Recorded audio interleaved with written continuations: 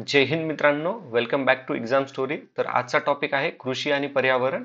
September 2024 ते October 2025 पर्यंतचे सर्व महत्त्वाच्या न्यूज MCQ फॉर्म मध्ये आपण कव्हर करणार आहोत, ज्याचा उपयोग तुम्हाला कंबाईन 2025च्या एक्झामला होणार आहे. ठीक आहे, तर चला सुरुवात करूयात. प्रश्न क्रमांक पहिला आहे, भारताचे 90वे रामसर स्थळ म्हणून कोणत्या पाणस्थळ क्षेत्राला मान्यता देण्यात आलेली आहे? Which wetland has been designed as India's 19th Ramsar site? तर भारताचं 90व रामसर साइट आहे राजस्थान मधील Menar wetland. Option number B is the correct answer. आता याच्याबद्दल थोडं एक्सप्लेनेशन पाहूयात. मेनार वेटलँड राजस्थान मधील उधमपूर मध्ये स्थित आहे. 5 जून 2025 हा जागतिक पर्यावरण दिन असतो.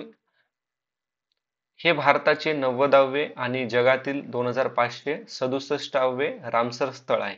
ठीक आहे, पुढचा प्रश्न पाहूयात आता. रामसर करार भारताने कोणत्या वर्षी स्वाक्षरी करून लागू केला? ठीक आहे, केव्हा स्वाक्षरी केली आणि लागू केव्हा केला असं आपल्याला त्यांनी विचारलेलं आहे. तर याचं करेक्ट उत्तर आहे 1971 ला आपण स्वाक्षरी केली आणि 1982 ला आपण लागू केलेला आहे. ओके, इथे एक्सप्लेनेशन पण आहे. पुढचा प्रश्न आता, खालील विधानांचा विचार करा आणि योग्य पर्याय निवडा. खिचन वेटलँड हे राजस्थानातील फालोदी येथे स्थित असून ते भारताचे 91वे रामसर स्थळ आहे. मेनार वेटलँड 3 तलावांनी बनलेला आहे, ब्रह्म, ढंग आणि खेरोदा. तमिळनाडूमध्ये सर्वाधिक रामसर स्थळे असून त्यांची संख्या 20 आहे. तर वरीलपैकी कोणतं विधान बरोबर आहे असं विचारले त्यांनी आपल्याला. ठीक आहे, ओके, इंग्लिश मध्ये प्रश्न पाहूयात एकदा. Khichan wetland is located in कोलांड, राजस्थान, 91 आहे. ठीक आहे, मेनार वेटलँड 3 लेकचं बनलेलं आहे आणि तमिळनाडूमध्ये सर्वात हायेस्ट नंबरचे रामसर साईट आहेत. तर बघा, हे तिन्ही विधान बरोबर आहेत. 1, 2, 3. Option number D is the correct answer. आता याच्यात काही महत्वाचे मुद्दे आहेत, आपण ते पण पाहून घेऊयात. ओके, राजस्थानातील एकूण रामसर स्थळांची संख्या आता 4 झालेली आहे. सिक्कीम आणि झारखंड मधील पाणस्थळ क्षेत्रांना प्रथमच रामसर दर्जा मिळालेला आहे. हा मुद्दा महत्वाचा आहे. ओके, सिक्कीम आणि Jharkhand receive Ramsar recognition for the first time. पुढचा प्रश्न आहे, भारताचे 107वे राष्ट्रीय उद्यान म्हणून कोणत्या क्षेत्राला घोषित करण्यात आले आहे? Which area has been declared as India's 107th national park? तर भारताचं 107वं नॅशनल पार्क कोणतं आहे हा प्रश्न आपल्याला त्यांनी विचारलाय. तर त्याचं उत्तर आहे सिमलीपाल राष्ट्रीय उद्यान, हे जे की कुठे आहे? ओडिसामध्ये आहे. ओके, ओडिसामध्ये आहे आणि भारताचं कितवं आहे? 107वं राष्ट्रीय उद्यान आहे.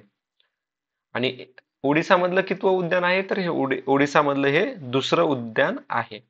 ठीक आहे, इथे पूर्ण एक्सप्लेनेशन दिलेलं आहे मित्रांनो. सिमलीपाल टायगर प्रकल्प कोणत्या वैशिष्ट्यासाठी प्रसिद्ध आहे? तर Similipal tiger reserve is known for which unique characteristic? तर याच्यामध्ये जगातील एकमेव वन्य मेलॅनिस्टिक वाघाचे निवासस्थान आहे. ओके, वन्य मेलॅस्टिक वाघाचे आहे. वर्ल्ड्स ओनली हॅबिटेट तिथं कुठं जिथे वाईल्ड मेलेस्टिक टायगर पाहायला मिळतात. ओके, आता ह्या इथे जे टायगर्स आहेत ना, तर त्या टायगरांच्या शरीरामध्ये मेलेनिनचं प्रमाण जास्त असल्या कारणाने त्यांचा कलर हा काय होतो? त्यांचा जो त्यांच्यावर बॉडीवरती जे पट्टे पट्टे असतात ना, ते काळ्या कलरचे पट्टे बनतात. ठीक आहे, आणि यालाच स्नुडो मेलॅनिस्टिक असं पण म्हणल्या जातं. स्नुडो मेलॅनिस्टिक.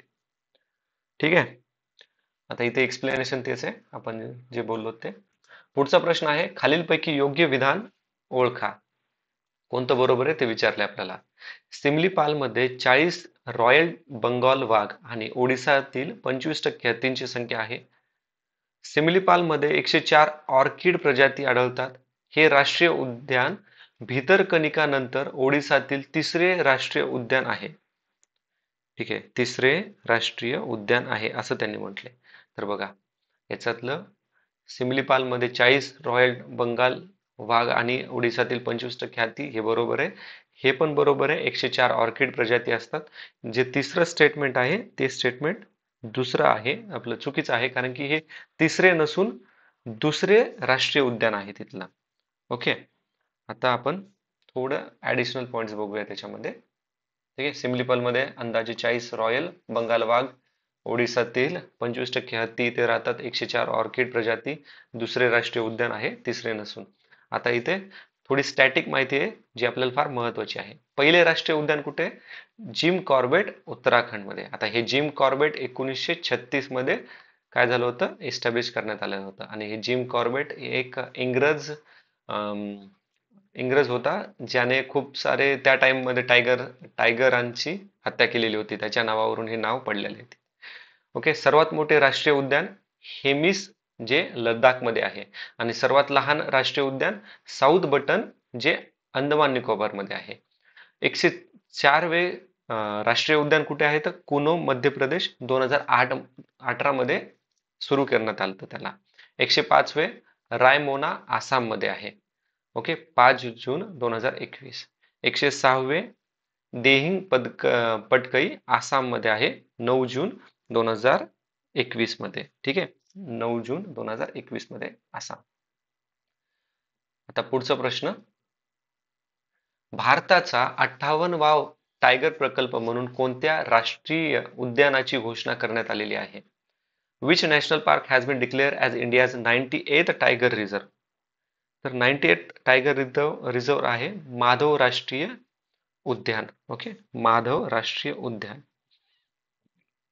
आता याच्याबद्दल थोडी ऍडिशनल माहिती पाहूयात. केंद्र सरकारने 9 मार्चला घोषित केलं. ठीक आहे, माधव राष्ट्रीय उद्यान मध्य प्रदेशातील शिवपुरी जिल्ह्यात आहे, आणि मध्य प्रदेशातील 9व वाघ्य प्रकल्प आहे, टायगर प्रोजेक्ट आहे. ओके, पुढचा, वाघ्य प्रकल्पाची अंमलबजावणी कोणत्या प्राधिकरणाद्वारे केली? Which authority implements project tiger? तर प्रोजेक्ट टायगर हा इम्प्लिमेंट केलेला आहे अंडर द राष्ट्रीय वाघ्य संवर्धन प्राधिकरण. Okay, national tiger conservation authority. आता टायगर प्रोजेक्टची सुरुवात केव्हा झाली मित्रांनो? हा फार महत्वाचा आहे. ठीक आहे, तर याची सुरुवात झाली 1 एप्रिल 1973 रोजी. ओके, 1973. आता पाहूयात आपण थोडी माहिती. माधव राष्ट्रीय उद्यानाचे क्षेत्रफळ 354. ह्या जे राष्ट्रीय उद्यान आहे ना, त्याचं नाव महाराजा माधवराव सिंधिया यांच्या नावावरून ठेवण्यात आलंय. भारतातील सर्वाधिक टायगर प्रकल्प कुठे आहेत? तर मध्य प्रदेशामध्ये आहेत. किती आहेत ते? 9 आहेत.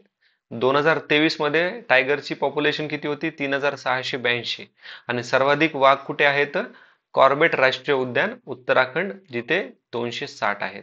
ओके, आता पुढचा प्रश्न पाहूयात. आता टायगर सेन्सेक्स प्रत्येकी 5 वर्षांनी होत असतो.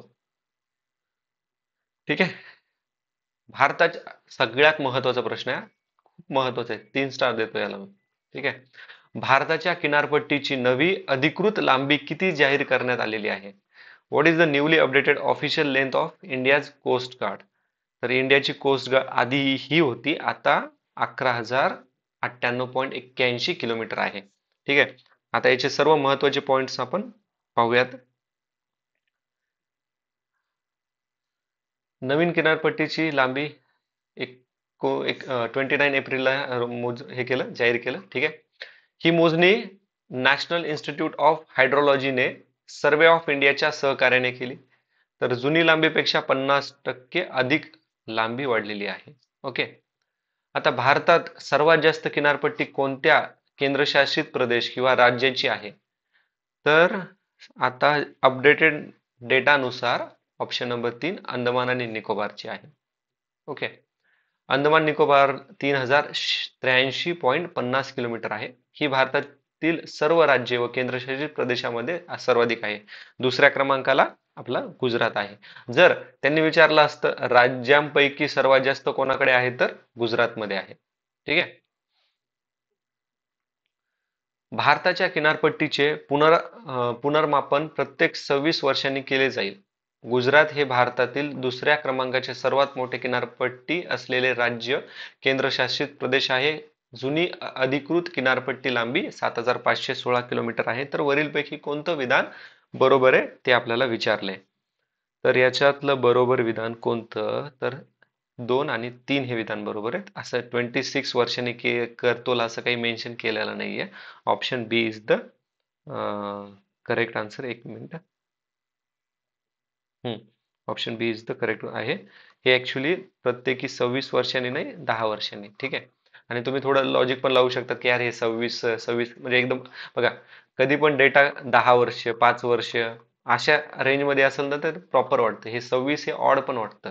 ठीक आहे. अशा पद्धतीने पण तुम्ही इलिमिनेट करू शकतात.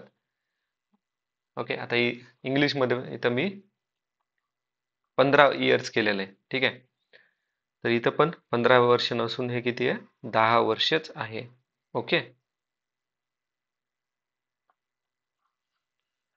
पुढचा प्रश्न. आता हे इथं ऑलरेडी पूर्ण एक्सप्लेन केलेलं आहे. आता तमिळनाडू किनारपट्टी किती किलोमीटरची आहे? 1068. महाराष्ट्राची किनारपट्टी किती आहे? 877.97 किलोमीटर. आधी किती होती? 720 किलोमीटर. ओके. सर्वात कमी किनारपट्टी पुदुच्चेरीमध्ये 42.65. आता याला हिमनदी अधिकृतरित्या मृत्यू घोषित करण्यात आलेली आहे आणि ही कोणत्या देशात आहे? तर याला हे नेपाळमध्ये आहे. ओके. नेपाळ मधलं ग्लेशियर आहे याला. ओके. आता इथे काही महत्वाचे पॉइंट्स आहेत.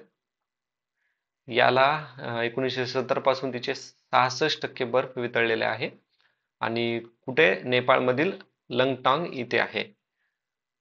पहिली हिमनदी अंत्यसंस्कार कोणत्या नदीचा आहे झालेला आहे? तर ओकजोकुल आईसलँड मधल्या, हे 2019 मधल्या ओकजोकुल. मृत घोषित इतर हिमनद्या कोणकोणत्या आहेत? जशा की पिझोल स्वित्झर्लंड मधली, क्लार्क USA मधली आणि आयोलोको मेक्सिको मधली 2021 मध्ये घोषित करण्यात आलेला आहे त्याला. पुढचा प्रश्न आहे आता, भारताच्या पहिल्या नदीतील डॉल्फिन अंदाज अहवालानुसार सर्वाधिक गंगेतील डॉल्फिन कोणत्या राज्यात आढळतात? According to India's first river dolphin estimates report, which state record the highest number of Ganga river dolphin? तर सर्वात जास्त गंगा रिव्हर डॉल्फिन कोणत्या राज्यात आहेत? तर ते आहे आपलं उत्तर प्रदेश. ठीक आहे. उत्तर प्रदेशामध्ये आहेत. आता याच्याबद्दल थोडी माहिती पाहूयात. उत्तर प्रदेशामध्ये 2397 गंगॅटिक डॉल्फिन्स नोंदवलेले आहेत आणि या सर्वेक्षणात भारतातील 8 राज्ये आणि 39 नद्यांचा समावेश होता. ओके. गंगेतील डॉल्फिन कोणत्या नावाने ओळखली जाते? म्हणजे याचं दुसरं नाव काय, टोपण नाव आहे का, निक नेम काय आहे? तर ते आहे सुसू. ठीक आहे. कारण की ते स्विमिंग करताना त्यांच्या नाकातनं तो सू सू आवाज येतो, त्यामुळे त्याला असं म्हटलं जातं. ठीक आहे. भारत, नेपाळ आणि बांगलादेशातील नदी प्रणालीमध्ये आपल्याला आढळतात. हे फार महत्वाचा मुद्दा आहे. आणि IUCN रेड लिस्ट नुसार याला धोक्यात आहे. ओके. एंडेंजर्ड आहे. हे दोन्ही मुद्दे महत्वाचे आहेत. पुढचा प्रश्न आता बघा. प्रोजेक्ट डॉल्फिन 2020 अंतर्गत संरक्षण करण्यात आलेले आहे. या प्रजातीला 2009 मध्ये भारताचा राष्ट्रीय जलचर प्राण्याचा दर्जा मिळालेला आहे. ठीक आहे. Which animal is India's national aquatic animal? तो आहे डॉल्फिन. आणि केव्हा डिक्लेअर झालेला आहे तो? 2009 मध्ये डिक्लेअर झालेला आहे. ओके. पुढचा प्रश्न, भारताचे पहिले बटरफ्लाय अभयारण्य म्हणून कोणत्या अभयारण्याला घोषित करण्यात आले आहे? तर कोणतं घोषित करण्यात आलेलं आहे ते आहे अरलाम वन्यजीव अभयारण्य. ठीक आहे. आता मित्रांनो मला सांगा, महाराष्ट्रातील स्टेट बटरफ्लायचं नाव काय आहे? कमेंट मध्ये मला सांगा. ठीक आहे. तर याच्यात ऍडिशनल बघूयात. केरळमधील अरलाम अभयारण्यात बटरफ्लाय अभयारण्याचा दर्जा देण्यात आलेला आहे आणि हे देशातील पहिले अभयारण्य आहे. याचे नाव बदलून अरलम्मा बटरफ्लाय सँच्युरी करण्याचा निर्णय घेण्यात आलेला आहे. ओके. काय नाव चेंज करलंय? याचे नाव बदलून अरलम्मा. पुढचा प्रश्न, महाराष्ट्रातील राज्य फुलपाखरू कोणते आहे? मित्रांनो आताच मी तुम्हाला विचारलं होतं, तर याचं उत्तर आहे ब्ल्यू मॉर्मन. ठीक आहे. Blue Mormon. ओके.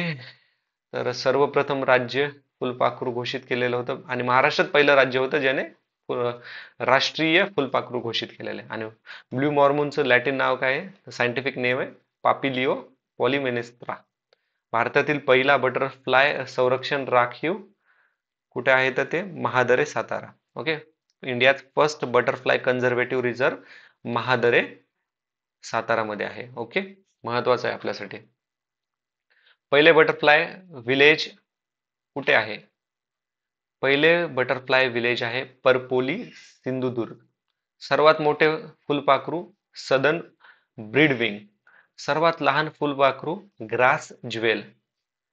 पुढचा प्रश्न पाहायचा आहे आपल्याला आता. भारताचा पहिला स्वदेशी उच्च रिझोल्यूशन हवामान अंदाज प्रणालीचे नाव काय आहे? What is the name of the India's first indigenous high resolution weather forecast system? तर याचं उत्तर काय आहे? उत्तर आहे एक minute, Bharat forecast system. Okay. Bharat forecast system ही जगातील पहिली स्वदेशी उच्च रिझोल्यूशन हवामान अंदाज प्रणाली आहे.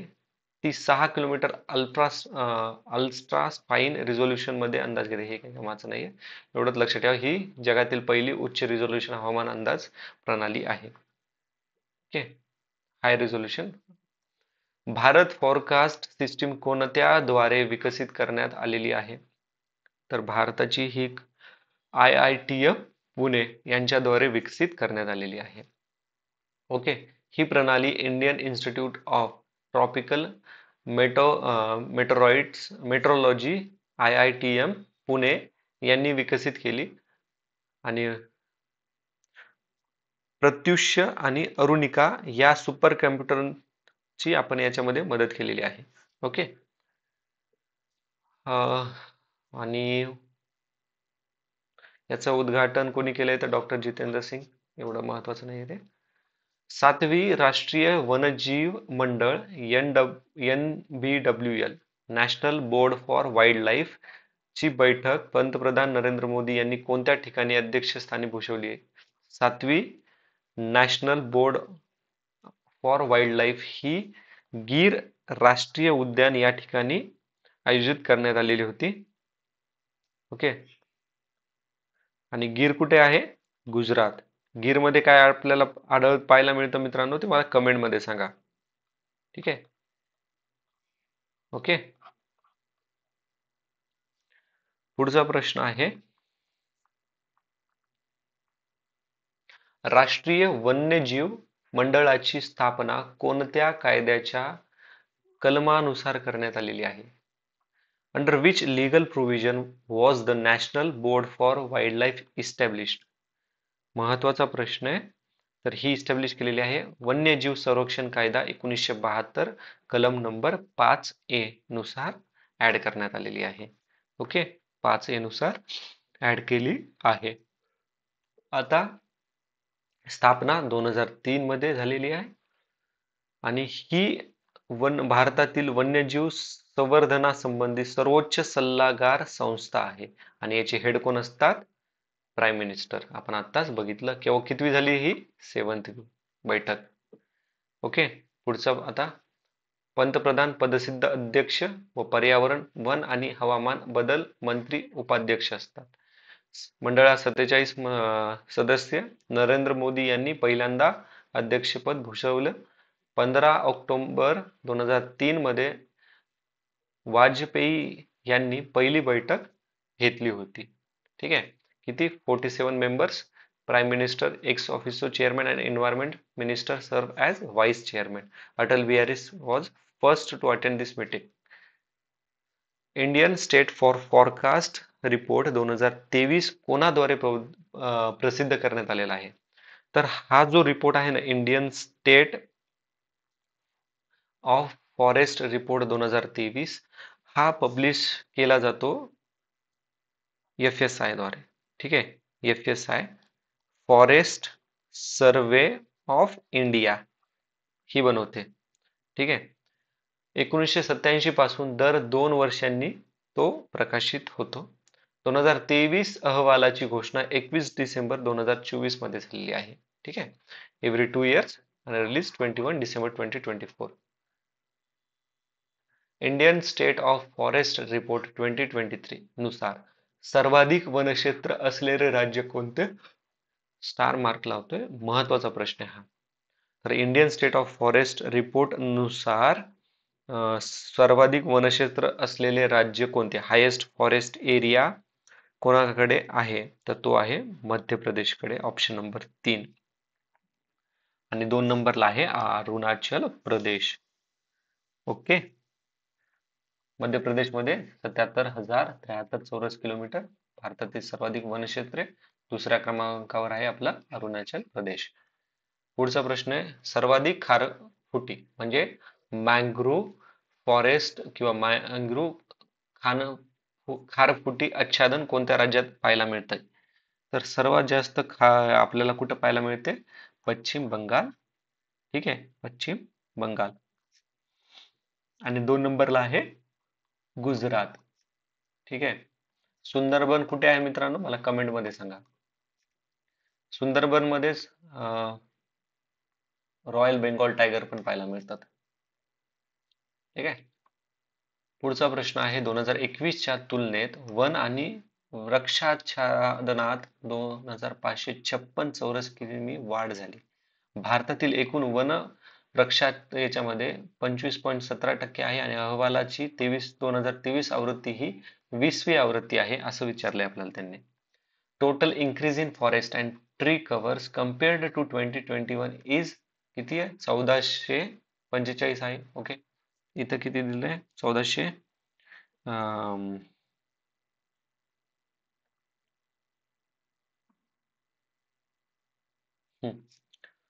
Okay. India's total forest and tree cover 25.17. 2023 edition of the report is 20th edition. Correct कोणते हे विचारले आपल्याला. ठीक आहे. आता बघा, थोडंसं मी मराठी आणि इंग्लिशचे थोडे प्रश्नाचे ना नंबर पण चेंज केलेत जेणेकरून व्हेरिएशन मिळेल. ठीक आहे. तर याच्यात लक्षात ठेवा. ठीक आहे. 2021च्या तुलनेत वन आणि वृक्षाच्छादनामध्ये किती? 1445 स्क्वेअर किलोमीटरची वाढ झालेली आहे. आणि टोटल फॉरेस्ट मध्ये 25.17 आहे. आणि हे 18वी आवृत्ती आहे ना की 20वी आवृत्ती आहे. ओके. तर याच्यात एक्सप्लेनेशन मध्ये ही ते दिलेलं आहे. ओके, तुम्ही बघून घ्या एकदा परत. पुढचा प्रश्न पाहूयात आपण आता. सर्वाधिक वन आणि वृक्षाच्छादनात असलेली राज्य मध्य प्रदेश आहे. झाडांच्या आच्छादनात सर्वाधिक वाढ ओडिसामध्ये नोंदीत केली. 19 राज्ये केंद्रशासित प्रदेशामध्ये 33% पेक्षा जास्त क्षेत्र वनाच्छादित आहेत. ओके, वनाच्छादित आहेत म्हणजे अंडर द फॉरेस्ट आहेत. Madhya Pradesh has the highest forest and tree cover. तर मध्य प्रदेशमध्ये highest forest and tree cover आहेत का? तर हे बरोबर आहे, मध्य प्रदेशमध्ये आहेत. Odisha record highest increase in tree cover. तर ऍक्च्युली हे छत्तीसगड आहे. छत्तीसगडमध्ये highest increase in tree coverage आहे. तर दुसरं चुकलंय. 19 स्टेट्स आणि U T has more than 33% area under forest. तर हे विधान पण बरोबर आहे. तर 1 and 3 is the correct answer, option B. Okay. पुढचा प्रश्न आता, देशातील बांबू क्षेत्र किती आहे? 1,54,000. सर्वात जास्त वनाचे प्रमाण कुठे आहे? तर लक्षद्वीप. वनाचे प्रमाण हायेस्ट फॉरेस्ट पर्सेंटेज नुसार किती कुठे आहे? तर लक्षद्वीप 91.33%. ओके. आता हा कॅली फंडची स्थापना कोणत्या उद्देशाने करण्यात आलेली आहे? तर उत्तर आहे ऑप्शन नंबर 3, अनुवंशिक संसाधनावरील डिजिटल सिक्वेन्स माहितीच्या वापरातून फायद्याचे समतोल वाटप. ठीक आहे. कॅली फंड त्याच्यासाठी आहे. बाकी हा केव्हा लॉन्च केलेला आहे? हा कॉप 16च्या दरम्यान लॉन्च केलेला आहे. या निधीतून महिला, युवा, स्थानिक समुदायांना 50% संसाधन वाटप केले जाईल. ओके. 2020 पर्यंत दशवर्षी 200 अब्ज डॉलर उभारणं हे त्यांचं लक्ष आहे. ठिकाण कुठे आहे याचं? तर रोम, इटलीमध्ये. ठीक आहे, रोम आणि इटली मध्ये याचं हेडक्वार्टर किंवा तुम्ही म्हणू शकता ठिकाण आहे. कोणाचं? कॅली फंडचं. ठीक आहे. पुढचा प्रश्न आहे, लॉस अँड डॅमेज फंड प्रथम कोणत्या कॉप परिषदेत मान्य झाला आहे? तर लॉस अँड डॅमेज फंड सर्वप्रथम मान्य झालेला आहे. कुठे मान्य झालेला आहे? COP27, जो की इजिप्तमध्ये झालेला होता. ओके. आणि COP27 शर्म अल शेख या ठिकाणी झालेला होता. हे हवामान बदलण्यामुळे प्रभावित देशाच्या आर्थिक मदत देण्यासाठी तयारी करण्यात येणार आहे. आणि COP28 जो की 2023 मध्ये दुबई या निधी कार्यान्वित झाला. ठीक आहे. म्हणजे बघा, 2022 मध्ये त्यांनी निर्णय केला की आपण फंड गोळा करणार, आणि नेक्स्ट इयर ज्यावेळेस COP28 झालं 2023 मध्ये, कुठे? दुबईमध्ये, त्यावेळेस निधी पण काय झालं? ऑपरेट व्हायला झालं, त्याच्यावरती ऍक्च्युली काम करण्यात सुरू झालं होतं. ओके. तर COP27 कुठं झालेला आहे?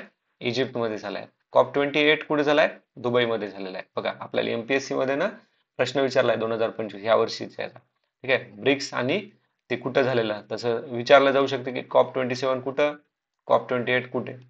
ठीक आहे. लॉस अँड डॅमेज फंडचा पहिला आर्थिक योगदान देणारा देश कोणता? म्हणजे सगळ्यात पहिले कंट्रीब्यूट कोणी केलं? तर हे कंट्रीब्यूट केलंय डेन्मार्कने. ओके, डेन्मार्कने कंट्रीब्यूट केलेलं आहे. ओके. पुढचा प्रश्न. अमेरिकेने किती 70.5 दशलक्ष डॉलरच्या योगदानातून माघार घेतली? हा, ते अमेरिका करणारच ना, कारण की आता आलेत आपले तात्या, आणि तात्यांच्या शब्दामध्ये कधीच भरोसा ठेवायचा नसते. एकूण जाहीर निधी किती? अंदाजे 750 दशलक्ष डॉलर. ठीक आहे.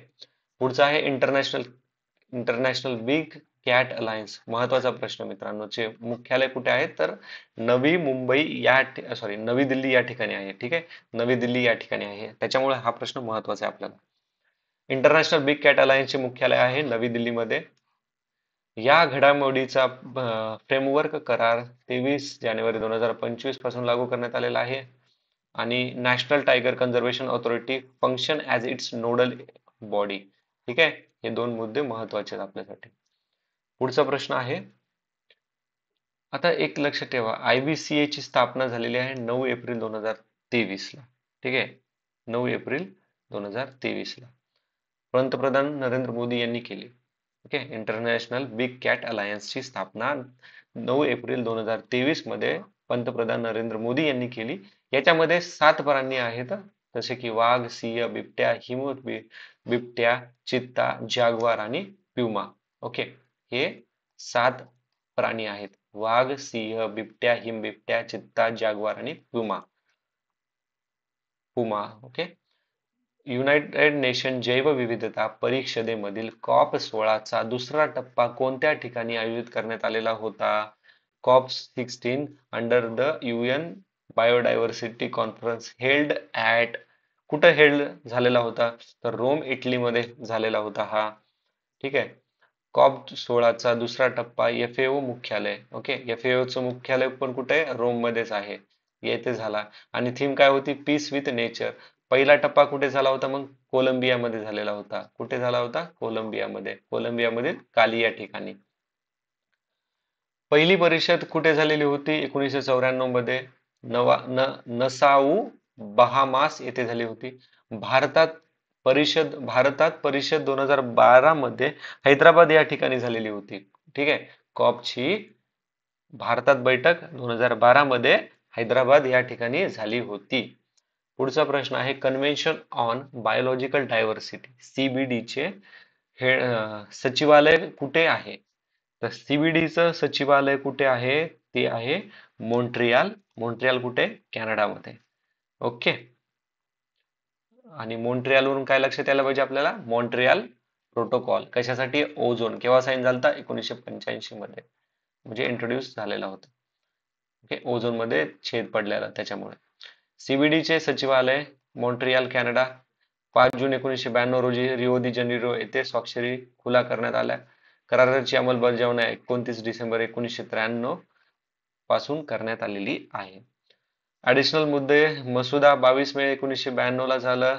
सदस्य 196. अमेरिका एकमेव संयुक्त राष्ट्र सदस्य देश आहे ज्याने कराराला मान्य केलेला नाही. तात्यांचं कामच काय आहे? सगळ्या गोष्टीतून काय करणं? बाहेर निघणं. ठीक आहे, okay. Kunming Montreal global biodiversity framework KMGBF कोणत्या परिषदेत स्वीकारलेला आहे? तर KMGBF adopted in KMG COP15 2022 मध्ये झालेला आहे. ओके. याच कराराला पॅरिस करार पण म्हटलं जातं. ठीक आहे.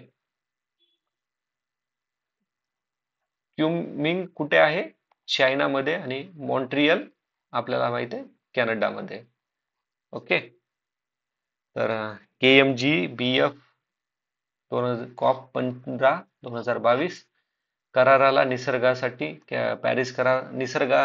पॅरिस करार पण म्हणलं जातं किंवा Paris agreement for nature.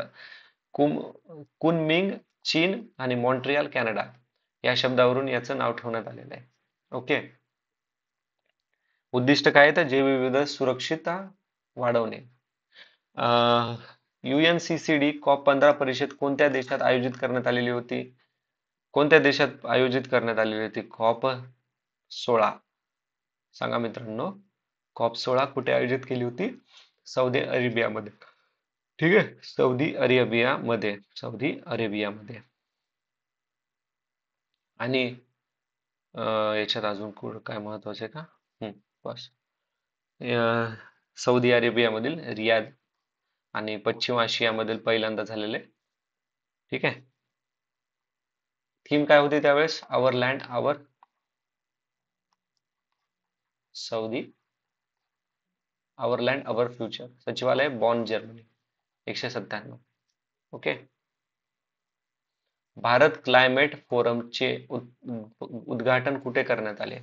Bharat climate फोरमचं उद्घाटन कुठे केले मित्रांनो? तर ते केलं आहे नवी दिल्लीमध्ये. पुढचा प्रश्न. आता बघा, ठीक आहे, बाकी ऍडिशनल एवढं काही महत्वाचं नाही आपल्यासाठी. भारताने कोणते हवामान लक्ष्य जाहीर भारताचं काय हवामानाबद्दलचं टार्गेट काय आहे? India's climate. तर हे आहे 2070 पर्यंत नेट झिरो. ठीक आहे, नेट झिरो. 2030 पर्यंत काय आहे? 500 गिगावॅट जीवाश्म नसलेली ऊर्जा क्षमता वाढवण्याचे उद्दिष्ट आहे. भारताच्या दीर्घकालीन हवामान कृती धोरणाचा हा भाग आहे. ओके, लॉंग टर्म पॉलिसी आहे. दोनच गोष्टी लक्षात ठेवायच्या. हे इंडिया हॅज द. आता बघा, हे जे सेंटेन्स आहेत ना मी हे तुम्हाला मेन्स मध्ये कामा येणार आहेत. ठीक आहे, GS2 मध्ये. तर इंडिया हॅज कमिट म्हणजे वे फॉरवर्ड मध्ये आपल्याला हे लिहायला मध्ये की this forms part of India's long term climate strategy. Okay, way forward आणि कन्क्लुजन मध्ये पण हे लिहायला बेस्ट वाटतं बघा. ठीक आहे. India has committed to achieve net zero commission by 2070. ठीक आहे, 2070. आणि India's aim to increase non fossil fuel काय आहे? 500 गिगावॅट बाय 2030 पर्यंत. फोरमचे आयोजन CIEU आणि डालबर्ग ॲडवायझर यांनी केलेलं आहे. ठीक आहे. NITI Aayog, ISA, international solar alliance आणि नवीन व नवीनकरणीय ऊर्जा ministry of new and renewable energy यांचा सपोर्ट पण त्यांना भेटलेला होता. ग्रीन क्रेडिट उपक्रमांतर्गत सर्वाधिक ओसाड वनजमीन कोणत्या राज्याने राखीव ठेवली आहे? तर सर्वात जास्त राखीव ठेवलेली आहे मध्य प्रदेशांनी. ओके, मध्य प्रदेशाने. 17 राज्याची एकूण 57,700 हेक्टर जमीन योजनेखाली चिन्हांकित केलेलं आहे. ठीक आहे, फक्त तेवढाच महत्वाचा मुद्दा आहे. हे बाकी सगळं आपल्याला ना मेन्सच्या पर्स्पेक्टिव्हला महत्वाचं आहे. पुढचा प्रश्न आहे, हा उपक्रम ऑक्टोबर. ठीक आहे. भरपाई वनीकरणातून ग्रीन क्रेडिट मिळू शकतात. आता हे ग्रीन क्रेडिट मेन्स पर्स्पेक्टिव्हला आहे. पुढे बघूयात आपण. भारतीय हवामानशास्त्र विभागाची IMD स्थापना कोणत्या वर्षी झाली? तर IMD ची स्थापना झाली 1875. म्हणजे आता त्याला किती वर्षे कंप्लीट झालेली आहेत? 150 वर्ष कंप्लीट झालेली आहेत. ओके, 150.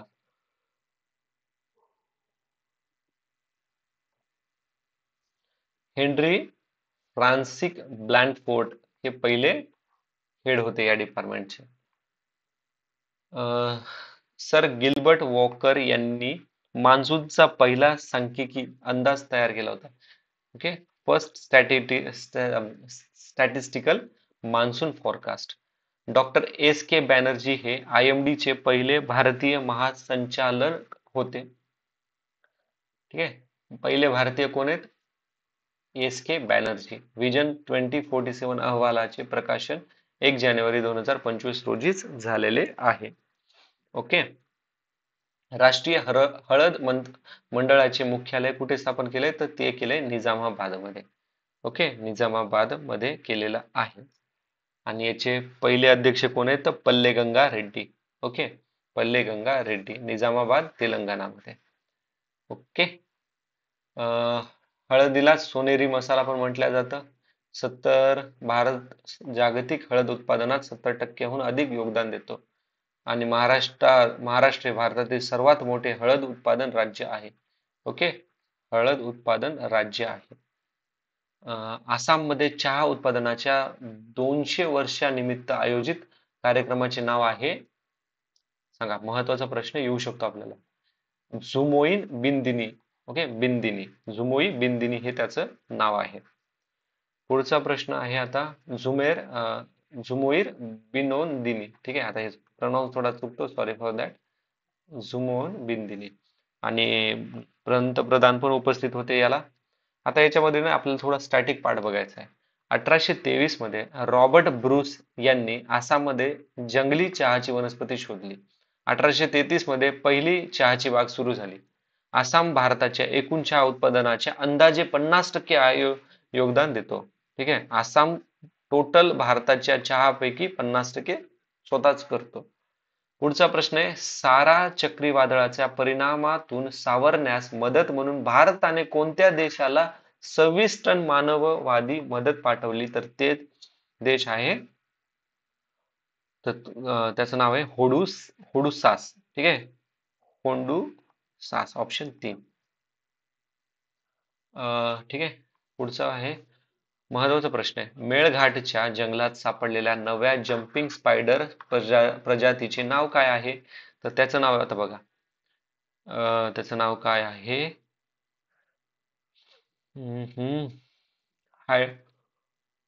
हायब्रोस्टेमा चिखलदारिनेसिया.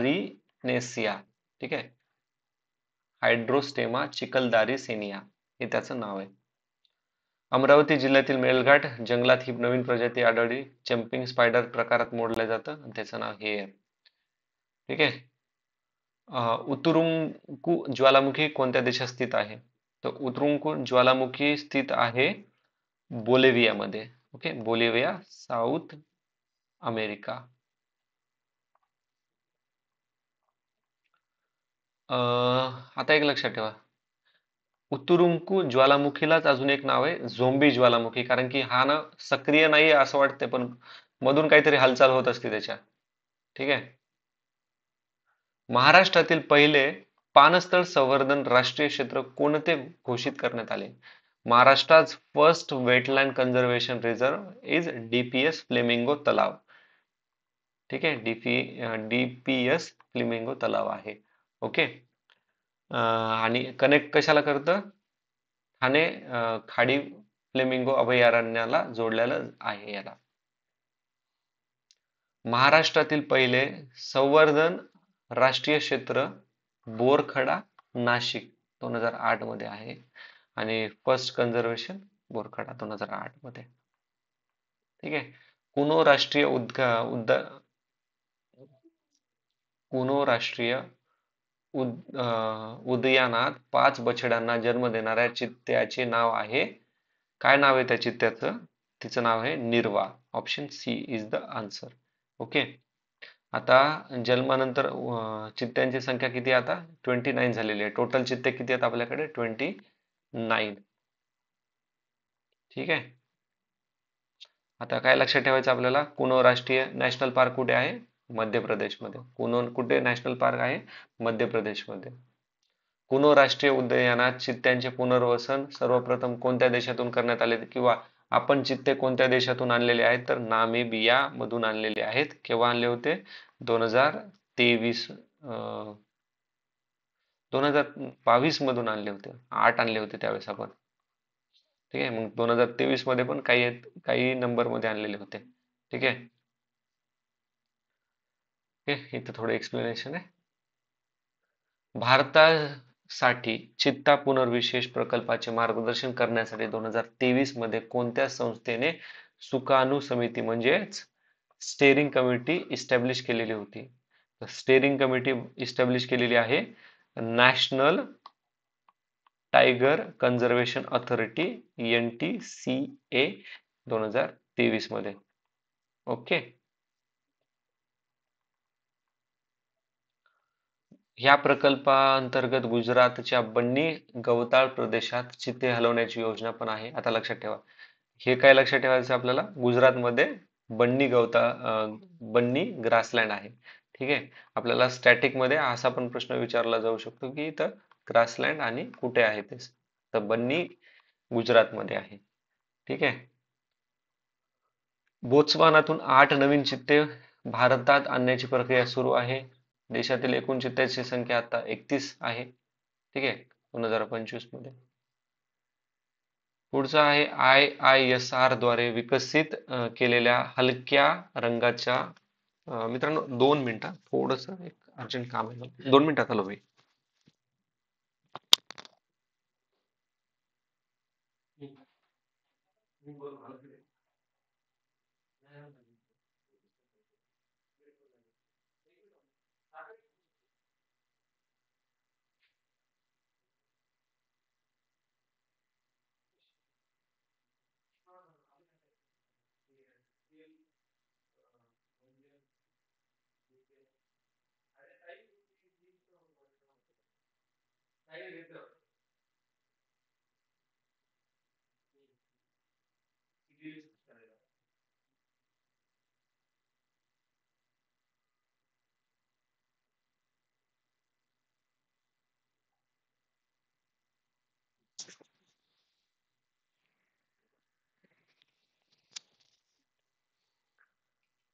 ओके, तर सॉरी फॉर दॅट. प्रश्न आहे आपला, IISR द्वारे विकसित केलेल्या हलक्या रंगाच्या नवीन हळदी जातीचे नाव काय आहे? तर IISR ने नवीन हळद बनवली आहे, त्या रंगाचं नाव आहे IISR सूर्य. ठीक आहे, option B is the correct answer. ठीक आहे. IISR Indian Institute of Spices Research. ठीक आहे. आणि IISR सूर्या ही नवीन हळदीची जात कोझिकोड येथील भारतीय मसाले संशोधन संस्थेने म्हणजेच Indian Institute of Spices research यांनी केलेली आहे. ठीक आहे. पुढचा प्रश्न, आता हे लाकी लाकी ज्वालामुखी कुठे आहे? तर हे इंडोनेशियामध्ये. एवढं लक्षात ठेवायचं आपल्याला. लाकी लाकी कुठे? इंडोनेशियामध्ये. लाकी इंडोनेशियामधील फ्लोरेस बेटावरती आहे आणि ज्वालामुखी पॅसिफिकच्या रिंग ऑफ फायर जवळ असते. ठीक आहे, हा ज्वालामुखी रिंग ऑफ फायरच्या जवळ आहे. पोआस ज्वालामुखीचा स्फोटक उद्रेक 21 एप्रिल 2025 रोजी कोणत्या देशात झाला? पोवास ज्वालामुखी याचा उद्रेक झालेला आहे कोस्टारिकामध्ये. ठीक आहे, कोस्टारिका, हा बरोबर आहे, कोस्टारिकामध्ये झालेला आहे. मध्य अमेरिकेतील सक्रिय ज्वालामुखीपैकी एक आहे हा. पुढचा, लेव्होतोबी ज्वालामुखी पूर्व नुसा तेंगारा प्रांतात आहे. ओके, नुसा तेंगारा प्रांतात आहे लोवोतोबी. इंडोनेशिया मधला असेल हा पण. माउंट स्पर ज्वालामुखी कोणत्या देशात स्थित आहे? माउंट स्पर हे अमेरिकेमध्ये आहे. ओके, माउंट स्पर अमेरिकेमध्ये आहेत. माउंट स्पर हा एक ॲस्ट्रोटोवॅको असून तो अमेरिकेतल्या अलास्का राज्यात स्थित आहे. ठीक आहे. अलीकडेच लहान भूकंप नोंदवले गेलेले आहेत.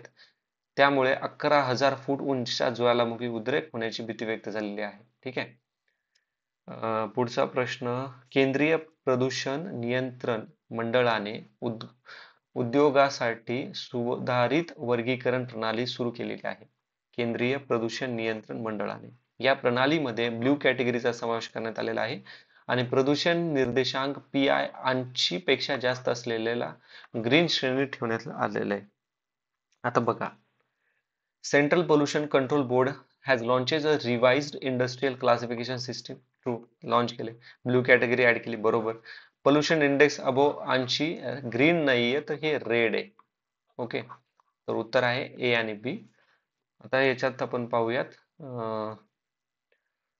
कोणती कॅटेगरी असते. तर हे बघा, रेड म्हणलं तर 80 पेक्षा जास्त, ऑरेंज म्हणजे 55 ते 80 च्या मध्ये, ग्रीन आहे 25 ते 55, व्हाईट आहे 25 पेक्षा कमी.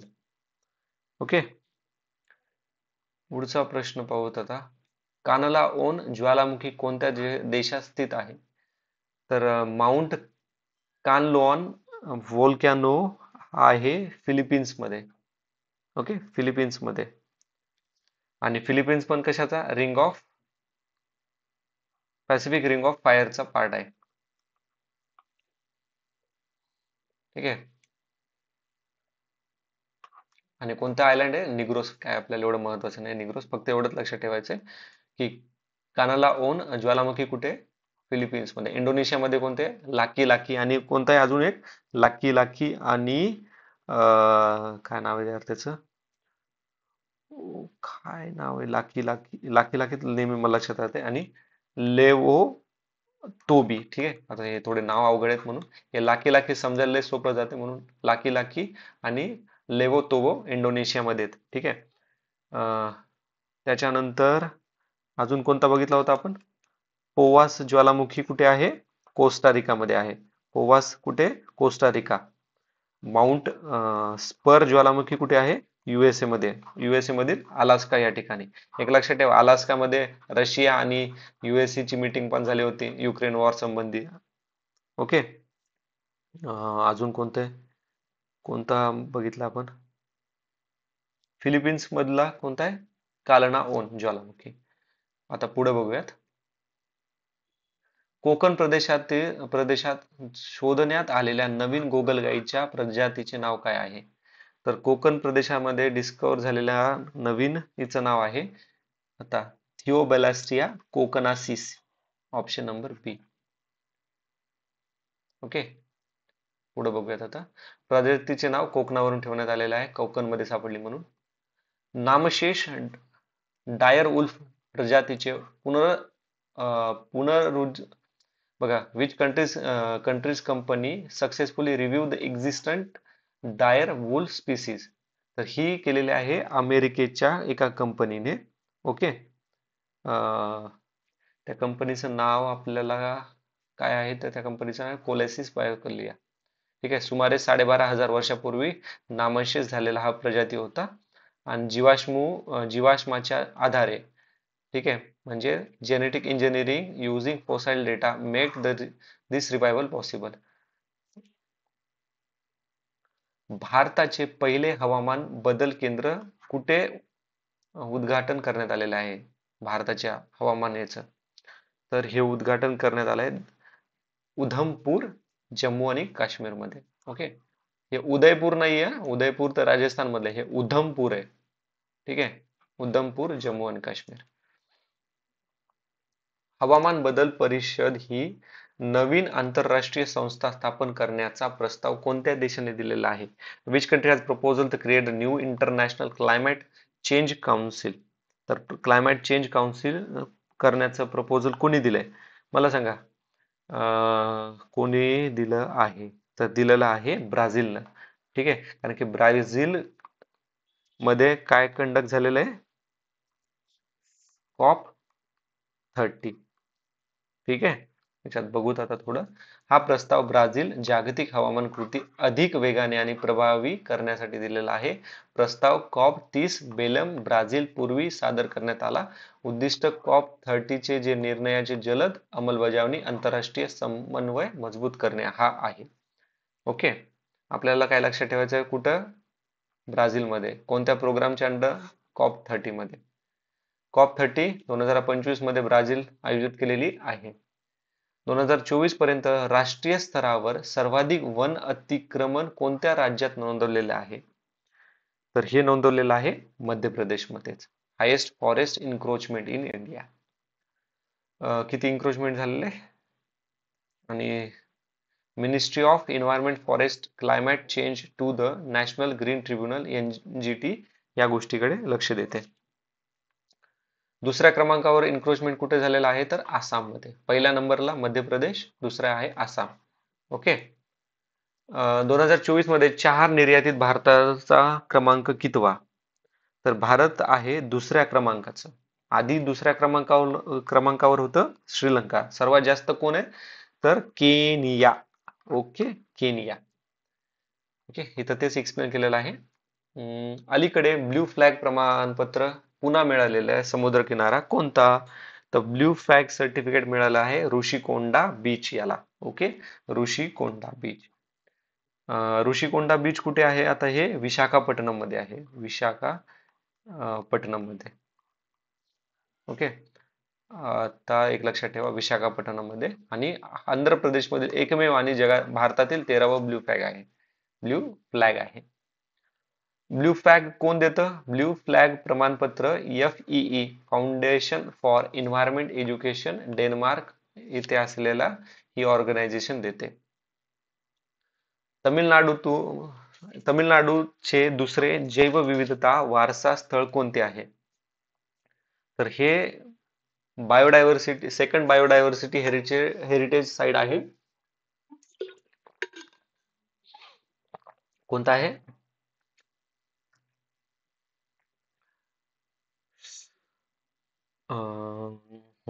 कासमपट्टी. ओके, कासमपट्टी ही आहे. आणि कासमपट्टी दिंडीगुल जिल्ह्यातील कासमपट्टी पवित्र वनराई तमिळनाडूतले दुसरे आपलं दुसरे BHS आहे. ओके, आता हे बायोडायव्हर्सिटी हेरिटेज साईट आहे. एक लक्षात ठेवा, हे दिंडीगुल मध्ये GI टॅग कशाला भेटलेला आहे? तर तिथल्या लॉकला GI टॅग मिळालेला आहे दिंडीगुलच्या. ओके, पुढचा प्रश्न. तमिळनाडूतील पहिलं कोणतं आहे बायोडायव्हर्सिटी हेरिटेज साईट? अरितापट्टी 2022 मध्ये डिसाईड केलं, आणि जैवविविधता कायदा 2002 याच्या अंतर्गत बनवण्यात आलेला आहे. Biological diversity act 2002. डिजिटल पीक सर्वेक्षण प्रणाली कोणत्या मंत्रालयाने सुरू केलेली आहे? डिजिटल ही सुरू केली आहे, आता कोण करणार? कृषी आणि शेतकरी कल्याण मंत्रालयच करणार ना. क्रॉप. ठीक आहे. पुढचा प्रश्न. हळद संशोधन आणि प्रशिक्षण केंद्रासाठी महाराष्ट्र सरकारने किती निधी वितरित केला आहे? हा प्रश्न फार महत्वाचा आहे. तर निधी वितरित केला आहे 7.84. आणि कुठे आहे हे? तर हे हिंगोलीमध्ये आहे. याचं नाव काय आहे ह्या रिसर्च इन्स्टिट्यूटचं? माननीय बाळासाहेब ठाकरे हरिद्र संशोधन आणि प्रशिक्षण केंद्रासाठी. ठीक आहे. आता लक्षात ठेवा, हिंगोलीमध्येच ना लिमो प्रोजेक्ट पण लॉन्च केलेला आहे. ठीक आहे. लेझर चा प्रोजेक्ट आहे हा, 2020 मध्ये लॉन्च केलेला आहे हिंगोलीमध्ये. ठीक आहे. पुढचा प्रश्न. भारताने येत्या 5 वर्षात दूध उत्पादनात कोणते लक्ष्य निश्चित केले आहे? लक्ष्य निश्चित केलेले आहे आपण 300च केलेलं आहे, 350 नाही, सॉरी. आणि भारत हा जगातील सर्वात मोठा दूध उत्पादन देश आहे. ठीक आहे. ओके, देशातील दूध उत्पादनात 10 कोटी लोक सहभागी असून त्यापैकी 75% महिला आहेत. ठीक आहे. हे विमेन एम्पॉवरमेंटच्या याच्यामध्ये तुम्हाला लय महत्वाचे राहणार आहेत. SA असू का GS3 असू. ओके. पुढचा. प्रति व्यक्ती दूध किती वापर? 471 ग्राम. 2014 मध्ये राष्ट्रीय गोकुळ मिशन सुरू करण्यात आलेले होतं. राष्ट्रीय गोकुळ मिशन सुरू करण्यात आलेले होतं. वसुंधरा तास महत्वाचा प्रश्न आहे. 2025 कोणत्या दिवशी सादर करण्यात आलेला आहे? अर्थ आर्स 2025 ऑब्झर्व्ड केव्हा ऑब्झर्व केलेला आहे? 22 मार्च 2025. ठीक आहे, 22 मार्च. आता याच्यामध्ये एक्झॅक्टली होतं काय बघा. याच्यामध्ये ना आपण 1 घंटा लाईट बंद करतो. ठीक आहे. रात्री 8:30 ते 9:30 वाजता अनावश्यक दिवे बंद करण्यात प्रोत्साहन दिलं जातं. आणि वसुंधरा तास दरवर्षी मार्च महिन्याच्या शेवटच्या शनिवारी जागतिक स्तरावरती ग्लोबली काय केला जातो? सादर केला जातो. तर याची थीम होती give an hours for earth doing something you love. पहिली वसुंधरा तास 2007 सिडनी ऑस्ट्रेलियामध्ये, भारतात 2009 पासून सुरू करण्यात आलेले आहे.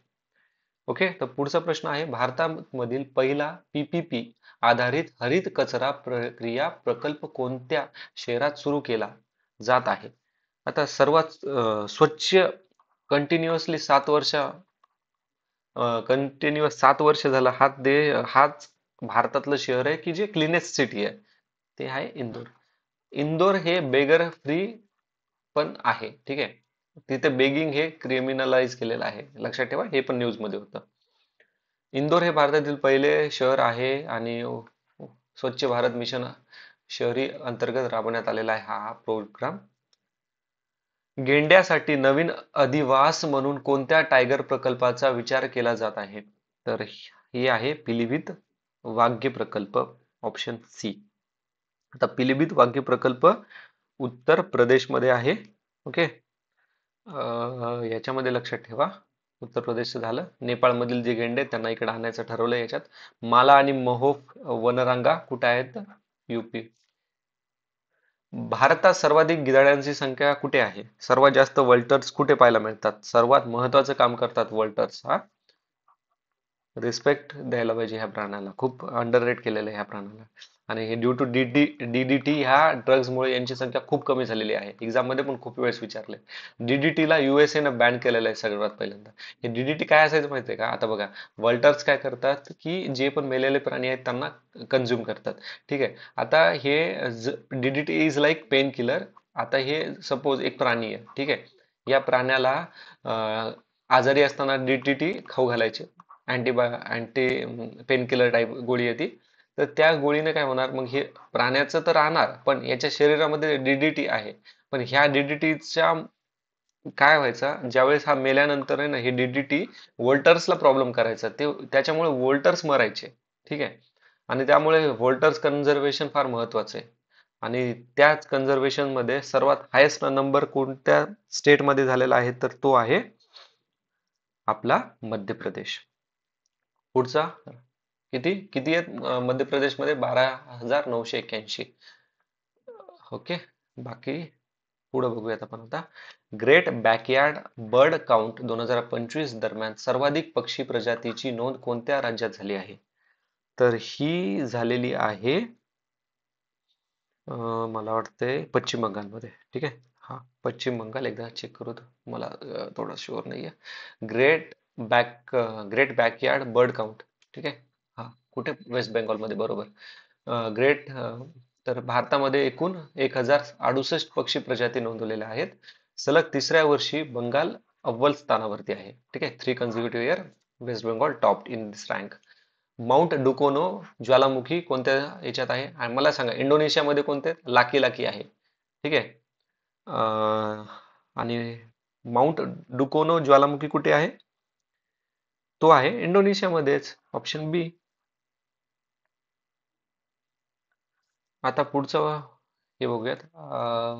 माउंट डुकोन ज्वालामुखी इंडोनेशियामधील हलमाओहेरा बेटावरती आहे. माउंट एटना कुठे आहे? तर इटलीमध्ये आहे. Okay. Mount Etna Italy. Mount Etna इटलीमध्ये. ठीक आहे. किलोवा ज्वालामुखी कोणत्या अमेरिकन राज्यात आहे? तर किलोवा ज्वालामुखी आहे हवाईमध्ये. हवाई. आता पुढचा प्रश्न. भारताचे पहिले स्वदेशी स्वयंचलित बायोकेमिकल वेस्ट ट्रीटमेंट प्लांट कोणत्या ठिकाणी उद्घाटन करण्यात आलेले आहे? India's first indigenous automobile biomedical waste treatment plant inaugurated in New Delhi. ठीक आहे. आणि या प्रकल्पाचं नाव काय आहे? सुजनम. 2025 मध्ये गांजा लागवडीला प्रयोगित प्रकल्प कोणत्या भारतीय राज्याने मंजूर केलेला आहे? आता बघा, 2025 एमपीएससी मध्ये आपल्याला गांजावरती प्रश्न विचारला होता, त्याच्यामुळे हा प्रश्न ना इथे टाकला आहे. ठीक आहे, तर याचं उत्तर आहे हिमाचल प्रदेश. एक लक्षात ठेवा, असा कोणता देश आहे ज्याने गांजा कंझ्युम करणं लीगल केलेलं आहे? आणि रिझन काय दिलं माहिती आहे का? काय रिझन दिलंय? एंटरटेनमेंटसाठी. तर तो आहे जर्मनी. ओके. आता ह्या कॅनॅबिस कल्टिवेशन बद्दल आपण थोडस पाहूयात. हिमाचल प्रदेशाने केलेलं आहे. ठीक आहे. यापूर्वी उत्तराखंड आणि उत्तर प्रदेश नियंत्रित लागवडीची परवानगी दिलेली आहे. आता बघा, हे नियंत्रित लागवड कशामुळे करतात? हे ऍक्च्युली मेडिकल पर्पज साठी पण यूज केलं जातं ना, त्याच्यामुळे हे नियंत्रण लागवडी केल्या जाते. आणि एक लक्षात ठेवा, असं नाहीये की कोणाला पण परमिशन भेटेल. एक प्रॉपर लिगल प्रोसेस असते. आणि येथे CISF मोस्टली हे याला बघतात पण. ठीक आहे. 1985 मध्ये लागू झालेल्या NDPS कायद्यानुसार गांजा लागवडीला बंदी आलेली आहे. त्याच्यामुळे त्याला परमिशन घ्यावी लागते, आणि ते पण मेडिकल गोष्टीसाठीच याचा वापर केला जातो. भारतामध्ये पहिले पांढरे वाघ प्रकल्प केंद्र कुठे स्थापित केलेले आहे? आता हे पांढरे व्हाईट टायगर ब्रीडिंग कुठे स्थापित केलेले आहे? तर हे स्थापित केलेलं आहे रेवामध्ये. रेवा. ठीक आहे. ओके. रेवा.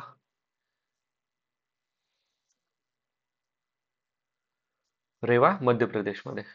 ठीक आहे. नियर मुकुंदपूर व्हाईट टायगर सफारी गोविंदगड इथे उभारलेले आहे. च्या जवळ उभारलेले आहे. पुढचा प्रश्न बघूत आता. गुजरातमधील पहिले जैवविविध म्हणजे बायोडायव्हर्सिटी हेरिटेज साईट कोणते? सॉरी. तर पहिले आहे गुनेरी खारफुटी क्षेत्र. ठीक आहे, याला डिक्लेअर करण्यात आलेलं आहे. आणि गुनेरी खारफुटी क्षेत्र हे कच्छ रिजन मध्ये आहे, गुजरातच्या. आणि कोणत्या कायद्याअंतर्गत घोषित केलेलं आहे? तर बायोडायव्हर्सिटी ऍक्ट 2002. रामसर शहराच्या अंतर्गत मान्यता प्राप्त पाणथळ शहरामध्ये सामील होणारे पहिले भारतीय शहर कोणते? तर wetland city list under Ramsar, म्हणजे पहिले कोणते वेटलँड सिटी रामसर कन्व्हेन्शनच्या नुसार ऍड झालेले आहेत? तर ते आहेत कोणते कोणते झालेले आहेत ते एकदा सांगा मला. उदयपूर आणि इंदूर. इंदोर, सॉरी. उदयपूर आणि इंदूर. तर उत्तर आहे ऑप्शन बी. ती वेटलँड सिटी ऍक्रिडेशन यादीत समाविष्ट झालेला आहे. ओके. वेटलँड सिटी ऍक्रिडेशन यादीत. जागतिक स्तरावर किती यादी आता 31 शहरांची झाली आहे? मान्यतेची वैधता 6 वर्षे असते. 6 वर्षे तुम्ही या कॅटेगरीत टाकतात. जागतिक स्तरावरती 31 शहर हे झालेले आहेत. कोणती कॅटेगरी आहे? ऍक्रिडेशन यादीत. चीनमध्ये सर्वाधिक 22 मान्यताप्राप्त शहर आहेत. फ्रान्समध्ये दुसऱ्या क्रमांकावर 9. ओके. फ्रान्समध्ये 9. Global plastic action partnership GPAP ची स्थापना कोणत्या संस्थेने केलेली आहे? ग्लोबल याची स्थापना केली आहे वर्ल्ड इकॉनॉमिक फोरम याने केलेली आहे 2018 मध्ये.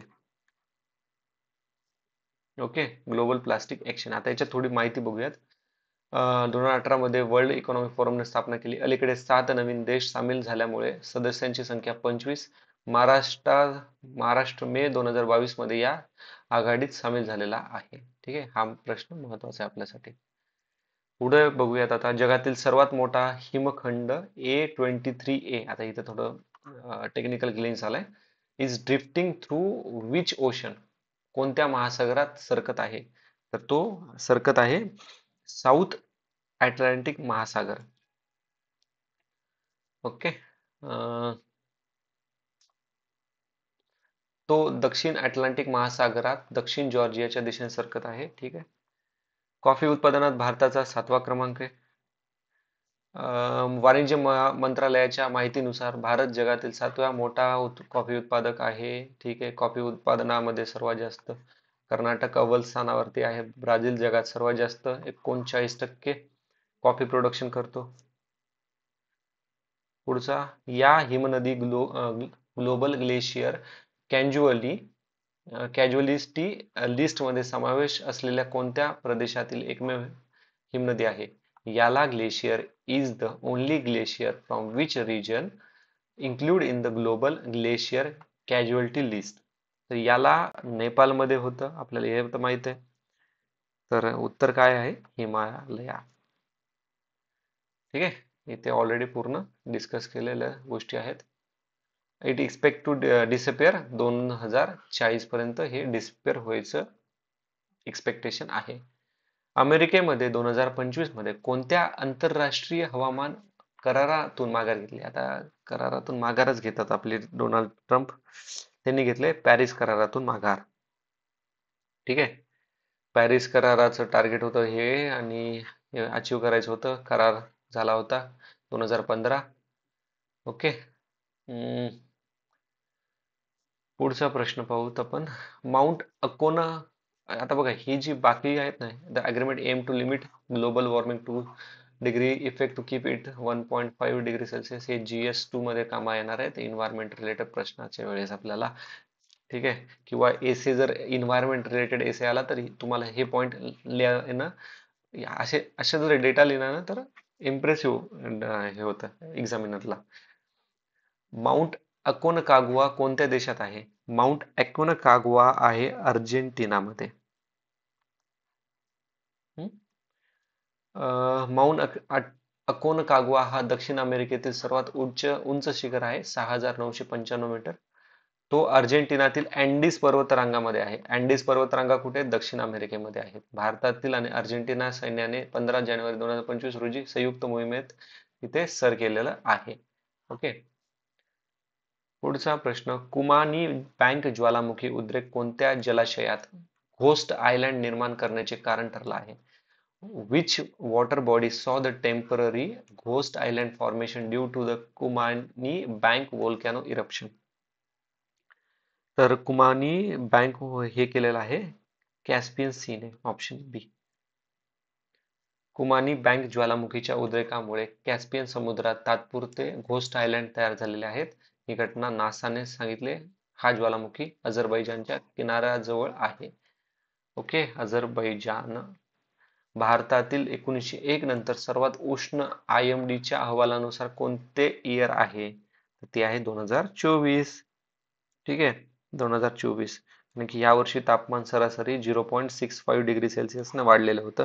IMDची स्थापनाला 150 वर्ष झाले 1875 ला, ऑलरेडी आपण पाहिलेलं आहे. ठीक आहे, आणि तेच डिस्कस केलेलं इथं परत लिहिलेलं आहे. पुढे बघूयात आपण. 2025 मध्ये कोणत्या 2 भारतीय समुद्र किनाऱ्यांना ब्ल्यू फ्लॅग, तर हे ब्ल्यू फ्लॅग कोणते आहेत 2025 मधले? ते आहेत कप्पड, कप्पड आणि चाल. ओके, कप्पड आणि चाल केरळ मधले. आणि FEEE हे ब्ल्यू सर्टिफिकेट टॅग देतं, डेन्मार्क मधली ऑर्गनायझेशन आहे ही. ऑलरेडी इथं लिहिलेलं आहे, डेन्मार्क स्थित फाउंडेशन फॉर एन्व्हायरमेंटल एज्युकेशन. ठीक आहे, एक्सप्लेनेशन आहे. हत्तीची गणना प्रत्येक 5 वर्षाला होते. 2024 नुसार आसाममध्ये किती हत्ती आहेत असा अंदाज लावलेला आहे, तर यांनी हत्तीची गणना 5828 एवढी झालेली आहे. ओके, 2 जानेवारी 2025. आणि आसामचे मुख्यमंत्री हिमंता बिस्वा शर्मा आहेत. ओके, 5828 हत्ती आहेत इथे. 2024 मध्ये काळ्या समुद्रात तेलगळती झाल्यानंतर कोणत्या देशाने आणीबाणी लावली? तर रशियाने आणीबाणी लावली आहे. ओके, रशियाने आणीबाणी लावलेली आहे. पुढचा प्रश्न आता. 25 डिसेंबर 2025 रोजी केन बेटवा नदी जोड प्रकल्पाची पायाभरणी कोणी केली? नरेंद्र मोदी, आपले ऑनरेबल प्राईम मिनिस्टर यांनी केलेली आहे. ओके. भारतातील पहिले झिरो वेस्ट हे विमानतळ कोणते घोषित करण्यात आलेले आहेत? हे महत्वाचे. पहिले झिरो वेस्ट घोषित करण्यात आलेले आहे इंदोर मधील देवी अहिल्याबाई होळकर विमानतळ. ओके. उद्घाटन केंद्रीय नागरी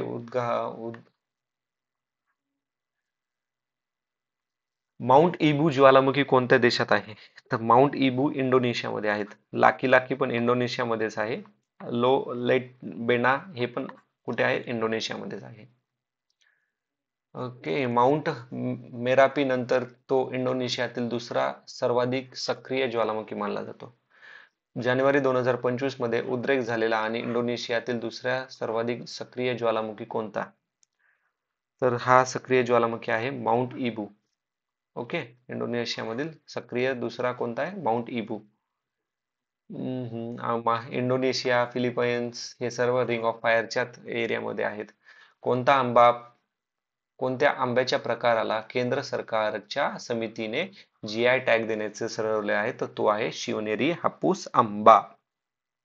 ठीक आहे. पुढचा प्रश्न. रत्तापानी कोणत्या राज्यात 57 वाव टायगर प्रकल्प म्हणून घोषित केलेला आहे? तर तो आहे रतापानी. ओके. रातापानी असं पाहिजे होतं. ओके. तर रातापानी घोषित केलंय मध्य प्रदेशमध्ये. ओके. मध्य प्रदेशमध्ये. आणि अनुसूचित वन्यजीव संरक्षण कायदा 1972च्या कलम 38 अंतर्गत हे ऍड करण्यात आलेलं आहे. पुढचा प्रश्न आहे, आंतरराष्ट्रीय बिग कॅट अलायन्स IBCA ची पहिली बैठक कुठे झालेली आहे? तर याचं हेडक्वार्टर पण कुठे? दिल्लीलाच आहे. तर बैठक पण दिल्लीमध्ये झालेली आहे. ठीक आहे. 9 कंट्रीज आले होते आणि 7 प्रकारच्या बिग कॅट्स आहेत. आपण ते ऑलरेडी बघितले. ओके. टायगर, लायन, पुमा वगैरे वगैरे. IBCA चे पहिले अध्यक्ष कोण होते? तर नरेंद्र मोदी. सॉरी, नरेंद्र मोदी नव्हतं. हे तरच घाईघाईत आपण असेच मिस्टेक करणार आहेत. पहिले होते अध्यक्ष भूपेंद्र यादव. ठीक आहे. भूपेंद्र यादव पहिले अध्यक्ष आहेत. लक्षात ठेवा. भूपेंद्र हे मिनिस्ट्री ऑफ एन्व्हायरमेंट आहेत. ठीक आहे. पुढचा प्रश्न. अरावली ग्रीन वॉल प्रकल्प कोणत्या दिवशी सुरू करण्यात आलेला आहे? अरावली ग्रीन वॉल प्रकल्प सुरू करण्यात आलेला आहे 5 जून 2025 on the day of environment, पर्यावरण दिनानिमित्त सुरू करण्यात आलेला आहे. 29 जिल्ह्याची निवड वृक्ष लागवडीसाठी करण्यात आलेली आहे. ओके. अरावली ग्रीन वॉल प्रकल्पाबाबत पुढील विधानांचा विचार करा. अरावली प्रदेशातील 42% जमीन अधपतन झालेली आहे. राजस्थानमध्ये अरावली परिसरातील अधपतन सर्वाधिक आहे. हा प्रकल्प आफ्रिकेतील ग्रेट ग्रीन वॉल संकल्पनेवर आधारित आहे. आता हे ग्रेट ग्रीन वॉल एक सांगतो. हे आफ्रिका आहे ना, तर हे साऊथ आफ्रिका नॉर्थ आफ्रिकेच्या मध्ये एक इकडं सहारा वॉल बनते आणि त्याच्या एक्झॅक्टली खाली ना यांनी ग्रीन वॉल बांधायचं ठरवलेलं आहे. ठीक आहे. हा ना तुम्हाला GS2 साठी महत्वाचा आहे. आपण ना जानेवारी पासून ना याचे GS2 साठी लागणारे करंट मधले इव्हेंट आहेत ना ते पण डिस्कस करायला चालू करूयात. ठीक आहे. तर याच इंग्लिश व्हर्जन बघूयात आपण. Aravalli green wall project 42% Aravalli buffer zone, Rajasthan highest आणि Africa great wall great green wall वरून इन्स्पायर झालेलो आहोत आपण असं म्हटलंय. तर हे तिन्ही स्टेटमेंट बरोबर आहेत. ठीक आहे. पुढचा प्रश्न आहे आपला आता. अरावली ग्रीन वॉल प्रकल्पाची घोषणा कोणी केली?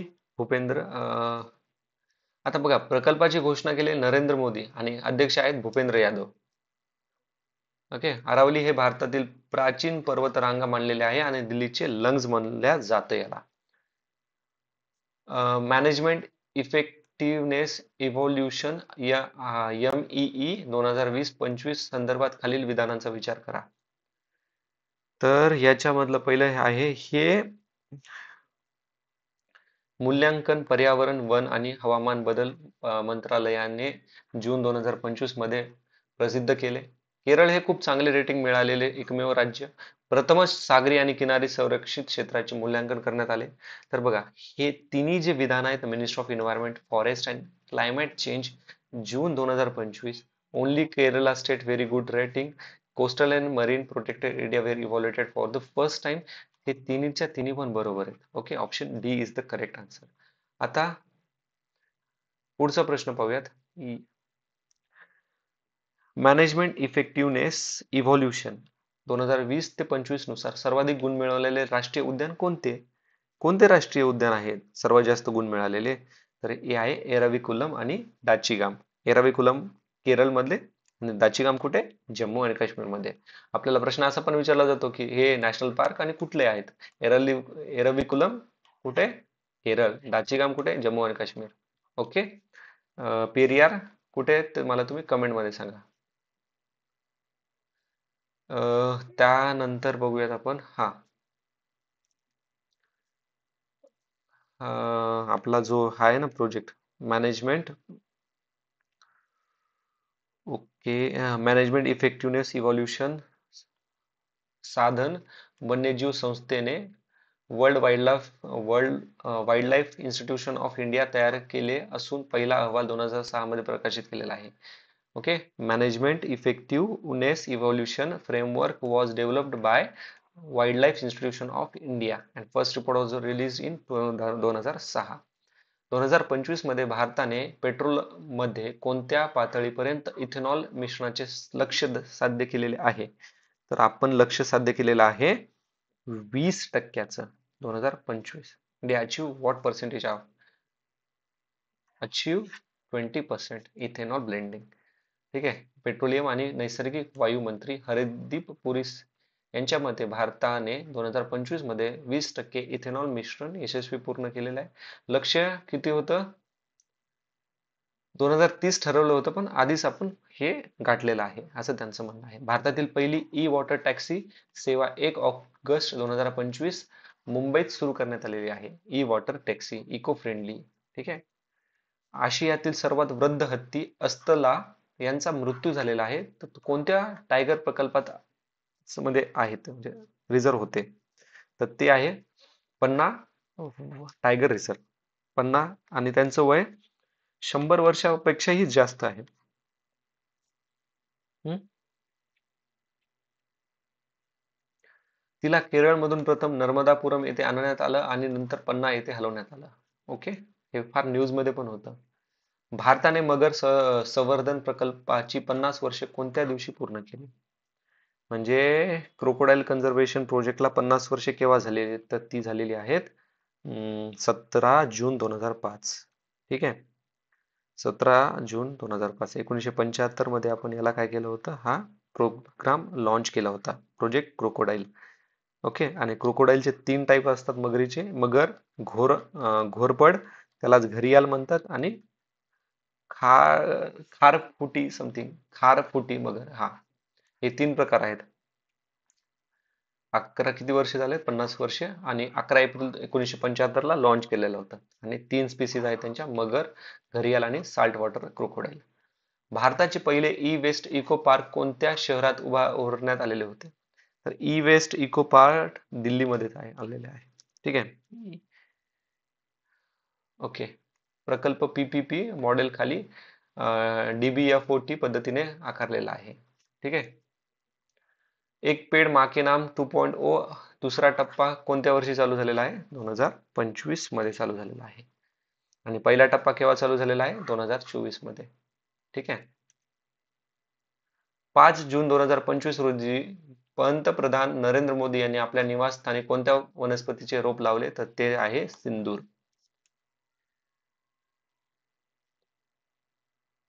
सिंदूरचं सायंटिफिक नाव आहे बिक्सा ओरेलेना. कच्छ, गुजरात. या एक 2025-26 साठी ज्यूटचा मित्रांनो जस्ट 2 मिनिटं.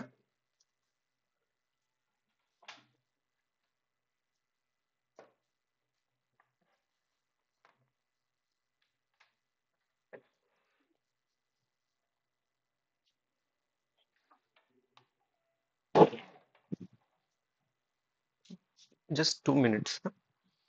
थोडासा.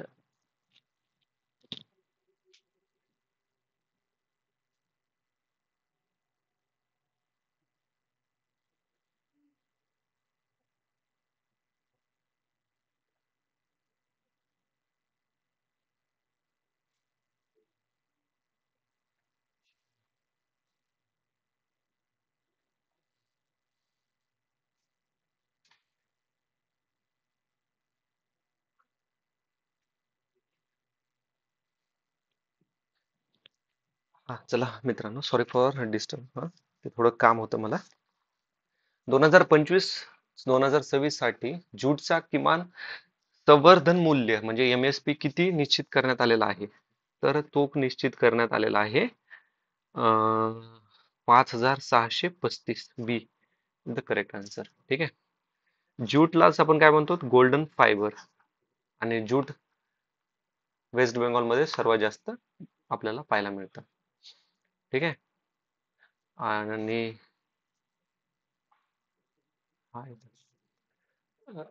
भारतातील सर्वाधिक ज्यूट उत्पादन पश्चिम बंगालमध्ये 75%. सर्वात जास्त ज्यूट कुठे? बांगलादेशमध्ये. पुढा प्रश्न आता बघा. काही ना महत्वाचे ज्वालामुखी आहेत, आपण त्यांना एकदा वन लाईनर मध्ये बघूयात. आपण ऑलरेडी बघितले तर जस्ट काइंड ऑफ रिव्हिजन मध्ये बघूयात. साकुराजिमा.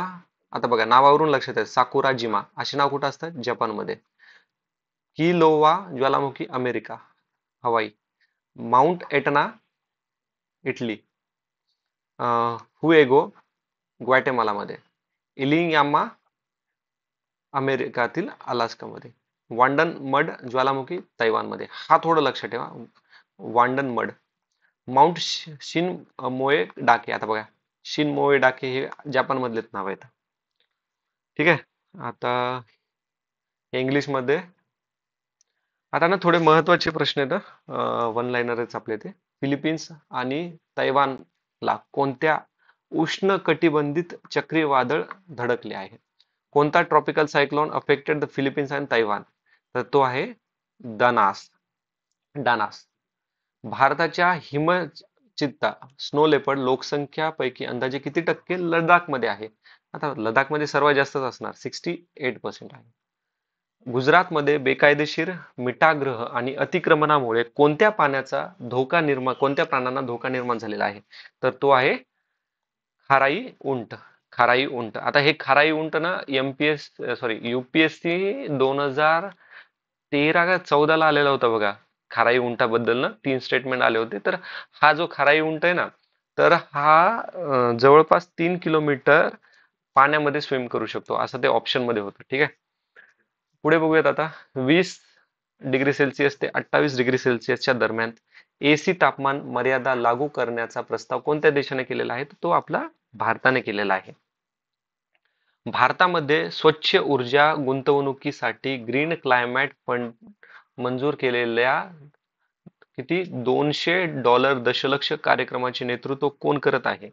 तर ते करत आहे, which institute is leading the 200 million dollar clean energy program for India? कोण देणार आहे इंडियाला? तर आशियाई बँक, विकास बँक देणार आहे. ओके, एशियन डेव्हलपमेंट बँक देणार आहे. भारतीय वैज्ञानिकांनी अलोग्राफ इफ्युसो सोरेडिका ही नवीन लायकेन प्रजाती कोणत्या पर्वतरांगामध्ये शोधली आहे? तर ही शोधली आहे त्यांनी पश्चिम घाटामध्ये. पश्चिम घाट. आसाम मधील कोणत्या राष्ट्रीय उद्यानात दुर्मिळ फिकट गुलाबी कबूतर पाहायला मिळत आहे? तर ते आहे देहिंग पटकई राष्ट्रीय उद्यानमध्ये. त्याच्यानंतर आहे ड्रॅगन फ्लायची नवीन प्रजाती लिरिओथेमिस ॲब्राहामी कोणत्या राज्यात शोधण्यात आलेली आहे? तर ही शोधण्यात आलेली आहे केरळमध्ये. ओके मित्रांनो, आज एवढेच प्रश्न होते. भेटूयात आपण नेक्स्ट व्हिडिओमध्ये. तर मित्रांनो, काही तुम्हाला डाऊट्स वगैरे असतील, काही सजेशन द्यायचे असतील तर प्लीज कमेंट बॉक्समध्ये मेन्शन करा. Thanks for watching. See you in next video. Jai Hind. Take care.